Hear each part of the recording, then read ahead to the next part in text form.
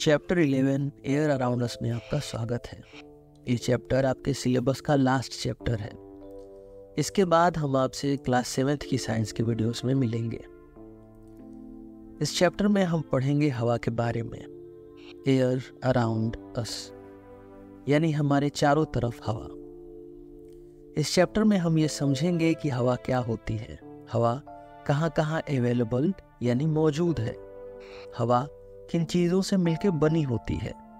उसके बाद हम ये समझेंगे कि जो हवा हमारे चारों तरफ है उसके क्या उपयोग हैं, और लास्ट में हम एक्सरसाइजेस पे चलेंगे। तो आइए शुरू करते हैं। हवा की कहानी एटम से स्टार्ट होती है। अब आप सोच रहे होंगे कि ये एटम क्या होते हैं, हम तो कुछ भी नहीं जानते हैं एटम्स के बारे में। देखिए, हमारी पूरी दुनिया, हमारी अर्थ, हम, आप, हमारे आसपास सब कुछ एटम से मिलकर बना है। हमारी पेंसिल भी एटम से मिलकर बनी है। पेंसिल की टिप कार्बन के एटम से मिलकर बनी हुई है, और पेंसिल की बॉडी कई दूसरे एटम से मिलकर बनी है। हमारे आसपास की हवा भी इन्हीं एटम से मिलकर बनी हुई है। एटम्स इतने छोटे होते हैं कि इनको देख पाना बहुत मुश्किल है, और हवा भी इन्हीं छोटे छोटे एटम से मिलकर बनी हुई है।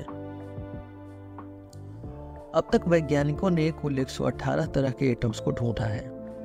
इन 118 तरह के एटमों से ही मिलकर हमारे आसपास की सारी चीजें बनी हुई हैं। पेंसिल की नोक कार्बन के एटम से मिलकर बनी है, वहीं पेंसिल की बॉडी कार्बन, हाइड्रोजन और ऑक्सीजन के एटमों से मिलकर बनी है। ये हाइड्रोजन, ये कार्बन, ये ऑक्सीजन और ये नाइट्रोजन के एटम्स हैं। हमारे आसपास जो हवा है वो भी एटम से ही मिलकर बनी हुई है। हमारे चारों ओर ये हवा के एटम्स इतने छोटे छोटे और एक दूसरे से इतने दूर दूर हैं कि हमें दिखते नहीं हैं, और हमें लगता है कि हमारे आसपास तो कुछ भी नहीं है। जैसे पानी हमें दिखता है, पर जब यही पानी भाप बन के इवोपोरेट होके हवा में जाता है तो हमें नहीं दिखता है। हमें लगता है पानी तो गायब हो गया। सॉलिड चीज़ों में एटम्स एक दूसरे को जोर से पकड़े हुए होते हैं। ये एक दूसरे से टाइटली चिपके हुए होते हैं। लिक्विड चीज़ों में ये थोड़े ढीले से चिपके हुए होते हैं। इसलिए लिक्विड चीज़ें सॉलिड चीज़ों जैसी एक जगह पे नहीं रहती हैं, और ये ढुलकती रहती हैं, क्योंकि ये एक दूसरे को सॉलिड जितने जोर से पकड़ के नहीं रखती हैं। वहीं गैसेस या हमारी हवा एकदम आज़ाद होती है। हवा में एटम्स एक दूसरे से बहुत दूर होते हैं। हवा के एटम्स एक दूसरे एटम से चिपके हुए नहीं होते हैं। हवा के एटम्स एक दूसरे से चिपके हुए नहीं रहते हैं, इसलिए आसानी से एक जगह से दूसरी जगह उड़ते रहते हैं। हवा के एटम्स हमारे चारों ओर घूमते रहते हैं। हमारे अर्थ के चारों तरफ ये हवा है। हमारे अर्थ की ग्रेविटी यानी हमारी पृथ्वी का गुरुत्वाकर्षण हवा के एटम्स को अपनी तरफ खींच के रखता है। अर्थ से दूर ग्रेविटी कम होती जाती है, इसलिए हवा अर्थ के सरफेस पे यानी हमारी पृथ्वी के सतह पे ज़्यादा है, और जैसे जैसे आप अर्थ की सरफेस से दूर जाएंगे ये हवा कम होती जाती है, और अर्थ से बहुत दूर जाने पे ये हवा ख़त्म हो जाती है। बहुत दूर स्पेस में हवा ख़त्म हो जाती है, इसलिए स्पेस में जाने वाले लोग अपनी अपनी हवा अपनी टंकियों में भर के लेके जाते हैं। अर्थ के चारों ओर ये जो हवा होती है उसे अर्थ का एटमॉस्फेयर कहा जाता है। एटमॉस्फेयर शब्द एटमो और स्फीयर शब्द से मिलकर बना है। एटमो मतलब वेपर यानी हवा, और स्फीयर मतलब गोला, मतलब हवा का गोला। हिंदी में भी एटमॉस्फेयर को वायुमंडल कहा जाता है। वायु मतलब हवा और मंडल मतलब जगह। तो अर्थ के चारों तरफ जो हवा है उसे एटमॉस्फेयर कहा जाता है। आपके चैप्टर में चीज़ों को इतना डिटेल में नहीं बताया गया है जितना आप इस वीडियो में समझेंगे, और आपके एग्जाम में उतना ही आएगा जितना एक्सरसाइज में है। पर आप साइंस को ठीक से समझ सकें और बाद के क्लासेस में आपके लिए साइंस हलवा हो जाए, इसलिए ज्ञान की गंगा में मैं आपको डुबकी लगवाने की कोशिश करता रहता हूँ। तो प्यारे दोस्तों, आइए हवा को थोड़ा और ठीक से समझते हैं। हवा हमारे चारों ओर है। हवा के एटम्स जब चीजों से टकराते हैं तो चीजें हिलने लगती हैं। हल्की चीजें हवा में उड़ने लगती हैं। तूफान के समय हवा पेड़ों को उखाड़ के पटक भी देती है। हमारी अर्थ पे जो हवा है वो कुछ ऐसी है। ये हवा के एटम्स हैं। N वाले सारे नाइट्रोजन के एटम्स हैं। ये O वाले ऑक्सीजन के एटम्स हैं। ये H2O वाले वाटर वेपर हैं। ये एक कार्बन और 2 ऑक्सीजन वाले CO2 यानी कार्बन डाइऑक्साइड के एटम्स हैं। इनके अलावा थोड़े से दूसरे एटम्स और होते हैं। तो हमारी हवा में ढेर सारा नाइट्रोजन है, ऑक्सीजन भी है, कार्बन डाइऑक्साइड और वाटर वेपर भी है। अगर ठीक ठीक बात करें तो हवा में 78% नाइट्रोजन है, ढेर सारी नाइट्रोजन। 21% ऑक्सीजन है। ये नाइट्रोजन और ऑक्सीजन दोनों मिला के हवा का 99% और बाकी के 1% में है CO2, वाटर वेपर, आर्गन और कुछ और गैसेस। हमारे चारों ओर ये हवा जब चलती है तो चीजें हिलती हैं और ये हवा हमारे हर जगह है। किसी खाली बोतल में जिसमें कुछ नहीं है, उसे भी अगर पानी में डाल के दबाएंगे या टेढ़ा करेंगे तो आपको बुलबुले देखने को मिलेंगे। ये बुलबुले असल में हवा है और जब पानी बोतल में घुसता है तो हल्की हवा के एटम्स को ढकेल के बाहर भगा देता है। और मजे की बात देखिए कि जो पानी इस हवा को यहाँ से ढकेल रहा है उसके अंदर भी हवा है। हवा पानी में भी होती है। जब पानी को आप बहुत गर्म करेंगे तो आपको फिर बुलबुले दिखेंगे। जहां भी आपको बुलबुले दिख जाए वहां हवा है। मछलियां पानी में सांस इसलिए ले पाती है क्योंकि पानी के अंदर भी हवा होती है। मछलियों के पास पानी से हवा छान के निकालने के लिए गिल्स होते हैं। गिल्स से मछलियां पानी से हवा को निकाल के सांस लेती हैं। हवा मिट्टी में भी होती है। जब आप पानी को मिट्टी पे डालेंगे तो आपको फिर बुलबुले दिखेंगे। बुलबुलों का दिखना मतलब हवा का होना। तो मिट्टी में भी हवा होती है। अर्थवॉर्म्स मिट्टी के अंदर रहते हैं और मिट्टी के अंदर जो हवा होती है उसे सांस लेके जिंदा रहते हैं। जब बहुत बारिश होती है तो बारिश का पानी मिट्टी के अंदर चला जाता है। जब पानी मिट्टी के अंदर जाता है तो हवा को ढकेल के बाहर कर देता है। हवा मिट्टी को छोड़ के बाहर आ जाती है और इसलिए अर्थवॉर्म्स भी सांस लेने के लिए मिट्टी से बाहर आ जाते हैं। ये हवा अर्थ के चारों तरफ है और इसलिए हम सांस लेके जिंदा रह पाते हैं। पर जैसे जैसे आप अर्थ से दूर जाएंगे ये हवा कम होने लगती है। पहाड़ बहुत ऊंचे होते हैं इसलिए पहाड़ों पर हवा कम होती है। हवा कम होती है इसलिए हमें सांस लेने के लिए हवा की टंकी लेके जानी पड़ती है। हवा हर जगह है इसलिए हवा के बारे में जानकारी सबको होनी चाहिए। बस यही सोच के एनसीईआरटी ने आपके सिलेबस में हवा का एक चैप्टर ऐड कर दिया। तो हमारी हवा में ढेर सारा नाइट्रोजन है, ऑक्सीजन भी है, कार्बन डाइऑक्साइड, वाटर वेपर और कुछ और गैसेस हैं। N वाले सारे नाइट्रोजन के एटम्स हैं।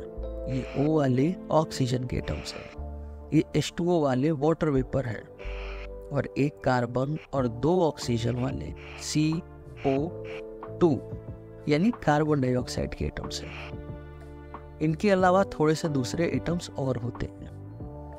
78% नाइट्रोजन है यानी बहुत सारी नाइट्रोजन और 21% ऑक्सीजन है। नाइट्रोजन और ऑक्सीजन दोनों मिला के हवा का 99% है और बाकी के 1% में है वाटर वेपर, कार्बन डाइऑक्साइड और कुछ और गैसेस। अब ये 78% नाइट्रोजन का क्या मतलब? नाइट्रोजन और ऑक्सीजन में क्या अंतर है? इनके उपयोग क्या क्या है?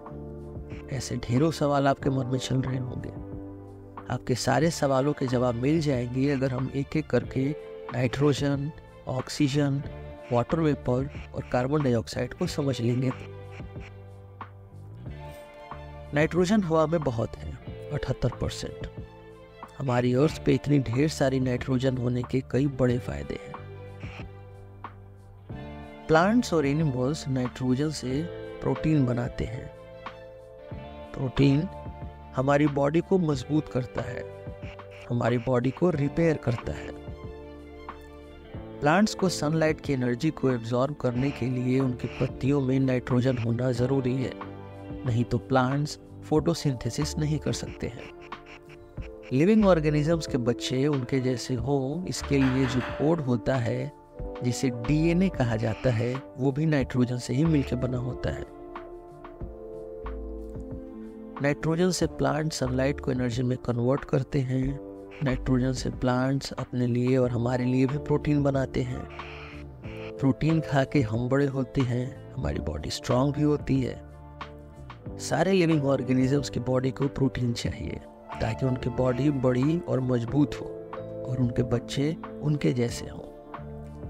पर जब हम सांस लेते हैं तो हमारी बॉडी हवा में मौजूद नाइट्रोजन से प्रोटीन नहीं बना पाती। हमारे बॉडी के पास नाइट्रोजन को यूज करके प्रोटीन बनाने की शक्ति नहीं है। नाइट्रोजन से प्रोटीन बनाने की शक्ति सिर्फ बैक्टीरियाज को है, कीटाणुओं को। ये बैक्टीरिया बहुत छोटे होते हैं। ये बैक्टीरिया प्लांट्स की रूट्स में रहते हैं।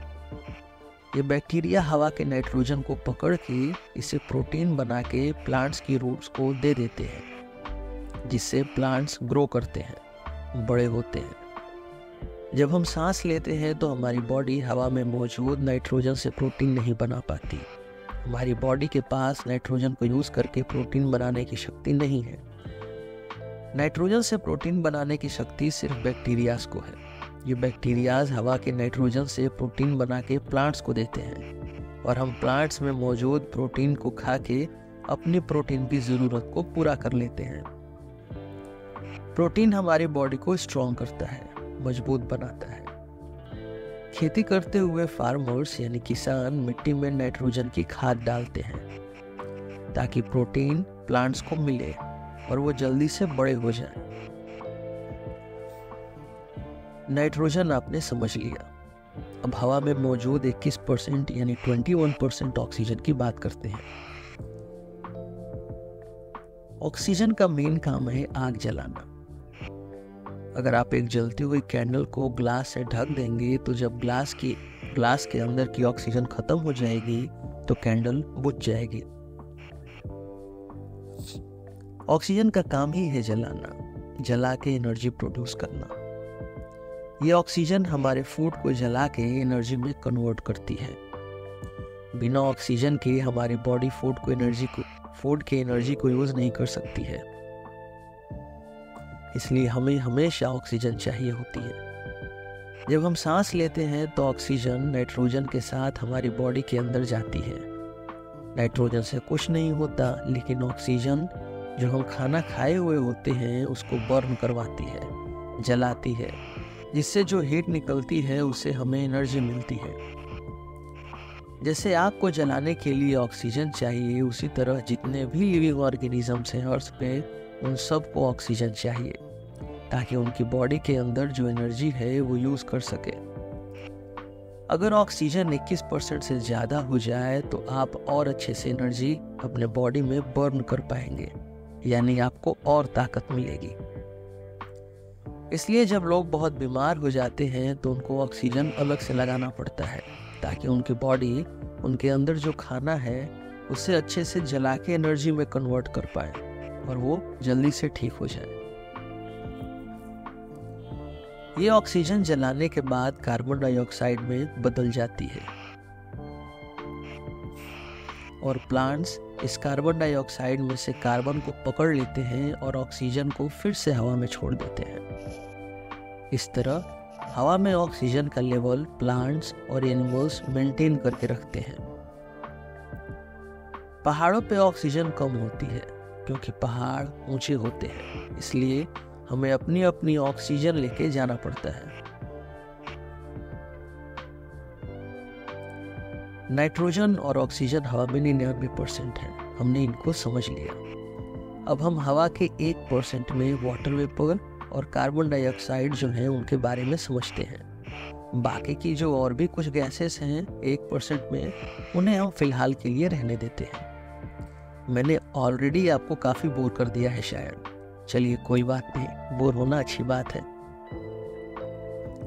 वाटर वेपर मतलब पानी जब भाप बन के हवा में चला जाता है तो ये वाटर वेपर के रूप में होता है। वाटर इवोपरेट हो जाता है और ये हवा में वाटर वेपर के रूप में होता है। और जब ठंडी में टेम्परेचर कम हो जाता है तो ये वाटर वेपर फ्रीज होके, ठंडे होके, ओस बन के फिर से पानी बन जाते हैं। अब बात करते हैं कार्बन डाइऑक्साइड की। कोई भी चीज जिसमें कार्बन होता है, जैसे हमारे फूड, कोयला, पेपर, लकड़ी, इन सब में कार्बन होता है। जब इन कार्बन को ऑक्सीजन जलाती है तो एनर्जी निकलती है और एनर्जी के साथ साथ कार्बन डाइऑक्साइड भी निकलती है। आसान शब्दों में कहूँ तो कार्बन के साथ जब ऑक्सीजन मिल जाती है तो कार्बन डाइऑक्साइड बनाती है। हमारे खाने में कार्बन होता है और जब हम सांस लेते हैं तो हवा में मौजूद ऑक्सीजन इन कार्बन के साथ जुड़ जाती है और जब हम सांस छोड़ते हैं तो कार्बन से जुड़ी हुई ऑक्सीजन, जिसे कार्बन डाइऑक्साइड कहा जाता है, बाहर निकलती है। तो जब हम सांस लेते हैं तो ऑक्सीजन अंदर जाती है और जब ये ऑक्सीजन बाहर आती है तो अपने साथ कार्बन को भी पकड़ के लेके आती है। कार्बन और ऑक्सीजन के एटम जब मिल जाते हैं तो कार्बन डाइऑक्साइड बनाते हैं। इस कार्बन डाइऑक्साइड में भी कुछ एनर्जी होती है और प्लांट्स इस कार्बन डाइऑक्साइड को पकड़ लेते हैं और इसमें से कार्बन को निकाल के अपना खाना बनाते हैं और ऑक्सीजन को फिर से हवा में छोड़ देते हैं। और ऐसे कार्बन डाइऑक्साइड को प्लांट्स फिर से ऑक्सीजन में बदल देते हैं। कोई भी चीज़ जलती है तो हवा में कार्बन डाइऑक्साइड बढ़ने लगता है। हमने पिछले 200 सालों में इतना कोयला, पेट्रोल जला दिया है कि हवा में कार्बन डाइऑक्साइड बढ़ गई है। हमने बहुत सारे पेड़ों को भी काट दिया है, जिससे कार्बन डाइऑक्साइड हमारे हवा में बढ़ गई है। कार्बन डाइऑक्साइड की एक बड़ी खास बात होती है, कार्बन डाइऑक्साइड गर्मी पैदा करती है। कार्बन डाइऑक्साइड जैसे जैसे हमारे हवा में बढ़ी वैसे वैसे हमारे अर्थ का टेम्परेचर भी बढ़ गया। जब सूरज से गर्मी अर्थ पे आती है तो कार्बन डाइऑक्साइड से टकरा के वो वापस स्पेस में नहीं जाती और अर्थ को गर्म करने लगती है। इस गर्मी की वजह से अर्थ पे जो बर्फ है वो पिघल जाएगी और इस बर्फ पे रहने वाले जीव जंतु सब मारे जाएंगे। पोलर बियर्स हमेशा के लिए खत्म हो जाएंगे। बर्फ पे रहने वाले पेंगुइन्स भी मारे जाएंगे। ये कोरल रीफ्स हैं और ये भी इस गर्मी, इस ग्लोबल वार्मिंग के कारण मारे जाएंगे। सोचिए, ये 1% से भी कम की कार्बन डाइऑक्साइड कितनी जान लेने वाली है। नेचर का जो बैलेंस है, नेचर का जो संतुलन है, वो बहुत सेंसिटिव है, वो बहुत नाजुक है और थोड़ा भी चेंज होने से बहुत कुछ बदल जाता है। इस हवा में धूल भी है। धूल हवा के एटम से बहुत बड़ी होती है और ये सांस लेने वाले हमारे बॉडी के सिस्टम को खराब करती है। इसलिए धूल से बचने के लिए मास्क लगाना चाहिए। धूल हमारे फेफड़ों को, जिससे हम सांस लेते हैं, खराब कर सकती है, डैमेज कर सकती है। इसलिए हमें धूल से बचने के लिए मास्क लगाना चाहिए। तो आपके इस चैप्टर में हमने पढ़ा कि हवा हमारे चारों ओर है और इस हवा में धूल भी है। ये विंड मिल है, जिससे जब हवा चलती है तो बिजली बनाई जाती है। इसके साथ आपका ये चैप्टर खत्म हुआ। प्रवचन सुनने के लिए आपका धन्यवाद। आइए अब एक्सरसाइज पे चलते हैं। क्वेश्चन 1 है, what is the composition of air? मतलब हवा में क्या क्या मौजूद है। हमने पढ़ा कि हवा में नाइट्रोजन है, ऑक्सीजन है, कार्बन डाइऑक्साइड है, वाटर वेपर है और कुछ और गैसेस हैं। तो हम इसको इंग्लिश में लिखेंगे, air is a mixture of nitrogen, oxygen, carbon dioxide, water vapour and few other gases. Question 2 है, which gas in the atmosphere is essential for respiration? सांस लेने के लिए एटमॉस्फेयर में कौन सी गैस का होना ज़रूरी है? वो है ऑक्सीजन, क्योंकि ऑक्सीजन को बर्न करके हम अपने बॉडी में एनर्जी रिलीज करते हैं। लिखेंगे इसको हम, oxygen gas in the atmosphere is essential for respiration. Question 3 है, how will you prove that air supports burning? आप कैसे प्रूव करेंगे, आप कैसे साबित करेंगे कि हवा जलने में मदद करती है? हमने पढ़ा इसके बारे में कि जब आप एक जलती हुई कैंडल पे एक ग्लास रखेंगे तो थोड़ी देर बाद कैंडल बुझ जाती है, क्योंकि ग्लास के अंदर जो हवा होती है उसका ऑक्सीजन खत्म हो जाता है। तो हम लिखेंगे, cover the burning candle with a glass jar. After few minutes the candle is extinguished. Extinguished मतलब बुझ गई। As the supply of air is stopped due to glass jar, the burning of candle is also stopped. This proves that air supports burning. अगर आपको ऐसे लिखने में दिक्कत हो रही है तो आप सेंटेंस को तोड़ तोड़ के छोटा छोटा लिख सकते हैं।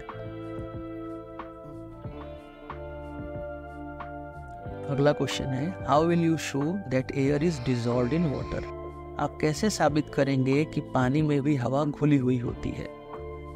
तो अगर आप पानी को उबालेंगे, गैस पे रखेंगे, गर्म करेंगे तो उसमें से बुलबुले निकलने लगते हैं। उन बुलबुलों का निकलना बताता है कि पानी में हवा है। तो हम लिखेंगे, take some water in a container and heat it. Just before water begins to boil we will notice some bubbles. These bubbles come from the air dissolved in water. This shows that air is dissolved in water. समझ गए आप? हम एक पानी का container लेंगे और उसको गर्म करेंगे। गर्म होने से ठीक पहले हमें बबल्स देखने को मिलेंगे पानी में। इन बबल का होना ये बताता है कि पानी में एयर है। क्वेश्चन 5 है, why does a lump of cotton wool shrink in water? एक रुई का टुकड़ा पानी में क्यों डूब जाता है? वो ऐसा इसलिए होता है क्योंकि जो हवा होती है रुई के ऊपर, रुई के अंदर, वो बाहर निकल जाती है। इसको हम लिखेंगे, this is because air present in the cotton wool escapes when shrink in water.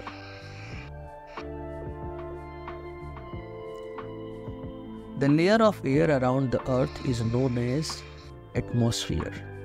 एटमो मतलब वेपर और स्फीयर मतलब गोला, तो हवा का गोला मतलब एटमॉस्फेयर।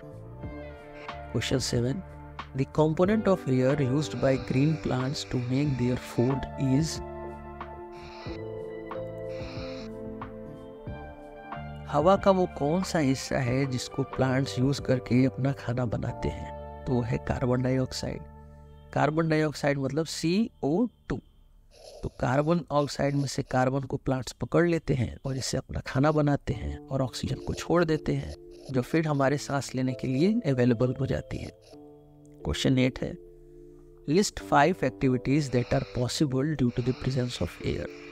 हवा के होने से कोई 5 चीजों को बताइए जो हो सकती हैं। आप कुछ भी 5 लिख सकते हैं।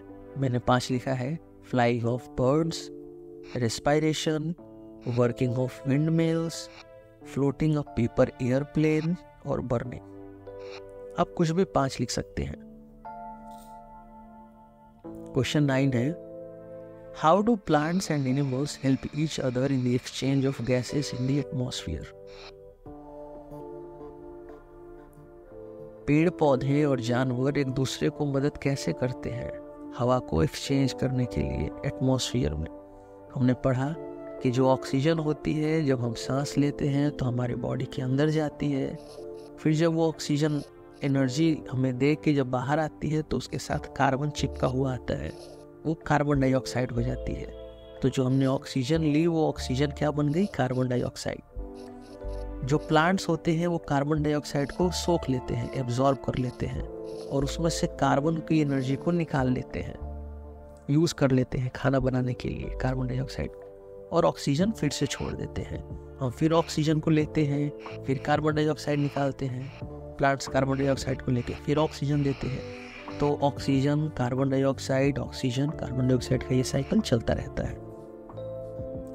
तो हम लिखेंगे इसका, plants take in carbon dioxide during photosynthesis and release oxygen. Plant जो होते हैं वो कार्बन डाइऑक्साइड लेते हैं जब वो फोटोसिंथेसिस करते हैं और ऑक्सीजन छोड़ते हैं। Animals take in oxygen and release carbon dioxide. हम ऑक्सीजन लेते हैं और कार्बन डाइऑक्साइड छोड़ते हैं। In this way they help each other. और इस तरीके से हम एक दूसरे की मदद करते हैं। इसके साथ आपका ये लास्ट चैप्टर क्लास 6 का ख़त्म हुआ। Bye bye. आपसे हम अगली क्लास की वीडियो में, क्लास 7 की वीडियो में मिलेंगे। मेरा नाम है रोहित और ये था syllabus with Rohit. Thank you.